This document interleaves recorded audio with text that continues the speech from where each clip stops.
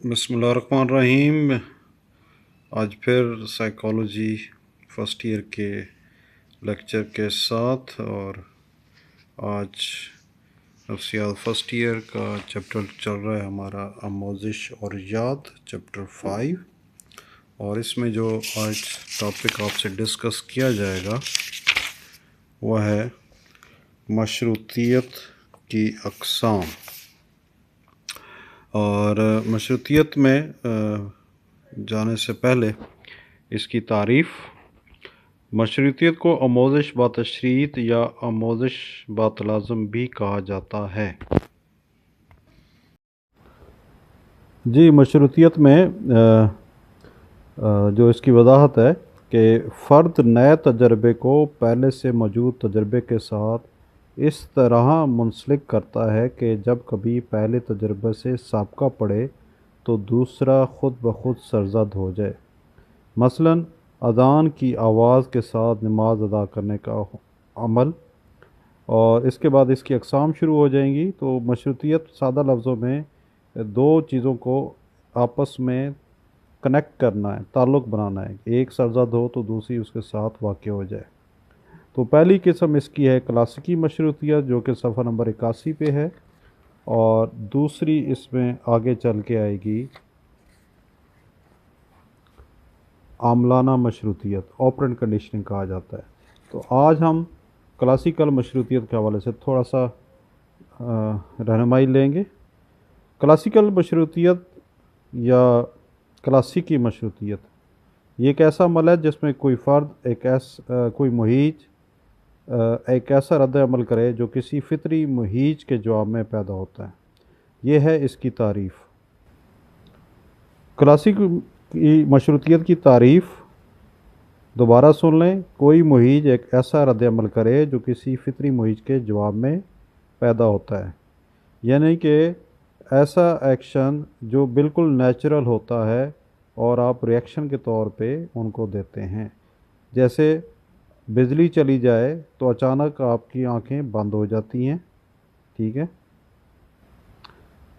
क्लासिकी मशरूतियत पे जो मशहूर तजुर्बात है वो इवान पावलोव के हैं। और इसमें उन्होंने एक अपने कुत्ते के ऊपर तजर्बा किया था, और उन्होंने अपने तजर्बे में घंटी की आवाज़ के साथ, जो कि गैर फितरी मुहीज है, फितरी मुहीज यानी खुराक के साथ मिलाकर कुत्ते के सामने पेश किया। और ये तजर्बे के तौर पे किया। और कुत्ते का जो रिस्पांस था कि खुराक के बजाय घंटी की आवाज़ के जवाब में कुत्ते के मुंह में लुआब आ जाता था। तो ये हम डेली जो लेक्चर होगा डिटेल, इसमें भी इस पर डिटेल डिस्कस करेंगे। फिर इसमें प्रोफेसर साइकोलॉजी के एक एक्सपर्ट हैं, उनके ख़्याल में मशरूत आमोज़िश की वजह से हमारे मुहीजात और फ़ाल के दरमियान एक ताल्लुक़ कायम हो जाता है। ये एक याद करने की चीज़ है। जी, किताब के सफ़ा 82 पे इसके तजर्बे की पूरी डिटेल मौजूद है। अब हम इसके क्रक्स की तरफ आते हैं कि बेसिकली क्लासिकी मशरूतियत में 3 मराहिल पे मशरूतियत का अमल वाक़ई होता है और उसको फिर ख़त्म भी किया जाता है।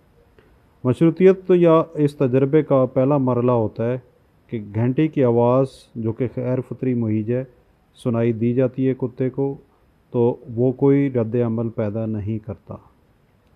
इसी मशरूतियत के पहले अमल में जब खुराक, जो कि असली मुहीज है, वो उसको दी जाती है और कुत्ते के मुंह में पानी आना शुरू हो जाता है।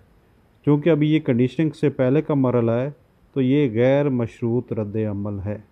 ये चीज़ याद रखने की है। अब आते हैं कंडीशनिंग के अमल के दौरान, यानी कि मशरूतियत के दौरान। तजर्बे के दौरान क्या होता है? पहले मरहले में घंटी की आवाज़ यानी कि गैर फितरी मुहीज जमा खुराक यानी कि असली मुहीज, दोनों इकट्ठे पेश किए जाते हैं कुत्ते को। यानी कि घंटी की आवाज़ बजती है, साथ में खुराक दी जाती है, तो क्या होता है? गैर मशरूत रद्द अमल आना शुरू होता है, यानी कि कुत्ते के मुंह में पानी आना। अब इसके तजर्बे की तहकीक के तौर पर दोनों मुहीजात को बार बार महम मिलाकर पेश किया जाता है। यानी कि कुत्ते को सिखा दिया जाता है कि जब भी घंटी की आवाज़ बजेगी آپ کو خوراک ملے گی تو کتے نے آٹومیٹک رال ٹپکانا شروع کر دینا ہے۔ اب تجربے کی کنڈیشن کو ریلیکس کریں، مشروطیت کے بعد کے عمل پہ آئیں۔ اب وہ کیا ہے، صرف گھنٹی کی آواز دی جائے گی جو کہ مشروط مہیج ہے، ٹھیک ہے، خوراک نہیں دی جائے گی اس کے ساتھ۔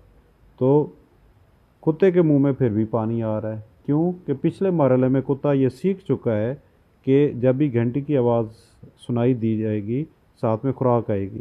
تو کتے کے سیکھنے پہ جو کہ مشروط مہیج ہے کہ گھنٹی کی آواز بجائی گئی، خوراک نہیں دی گئی، تو پھر بھی کتے کے منہ میں پانی آ رہا ہے۔ اب اس کو بریکٹ کیا گیا ہے مشروط عکس العمل، کہ جو کام سیکھا گیا وہ وہی کر رہا ہے، ٹھیک ہے، حالانکہ اس کو خوراک جو کہ جس کی وجہ سے کتے کے منہ میں پانی آنا چاہیے نہیں دی گئی۔ تو یہ جو ایکویشن ہے مشروطیت سے پہلے، مشروطیت کے دوران اور مشروطیت کے بعد، اس کو آپ اچھے طریقے سے یاد کر لیں۔ باقی ڈسکشن انشاءاللہ لائیو لیکچر میں ہوگی۔